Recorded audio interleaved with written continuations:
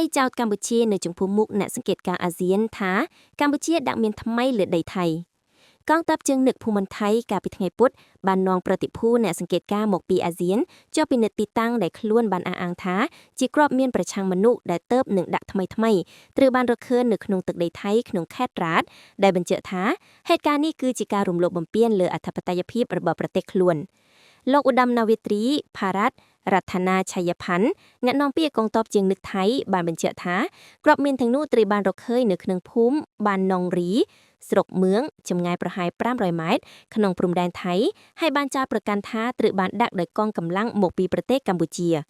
លោកបានបន្ថែមថាយុទ្ធភ័ណ្ឌទាំងនេះបានបង្កហានិភ័យដល់ជនស៊ីវិលនិងរំលោភលើអធិបតេយ្យភាពថៃយ៉ាងច្បាស់ក្រឡែត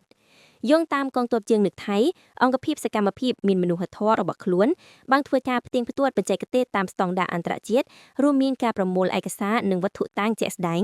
ការវិភាគកោអដនេយោធានិងការកំណត់អត្តសញ្ញាណប្រភេទគ្រឿងផ្ទុះនៅនឹងកន្លែង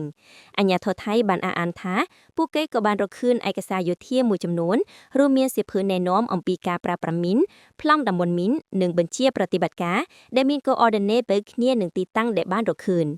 កងទ័ពជើងនឹកថៃបានបញ្ជាក់ថាគ្រាប់មីនទាំងនោះគឺជាគ្រាប់មីនដែលទើបនឹងដាក់ថ្មីនិងរៀបចំតាមប្រព័ន្ធបច្ចេកទេសមិនមែនជាសំណល់បន្សល់ទុកពីចំនួននាពេលកន្លងមកនោះទេ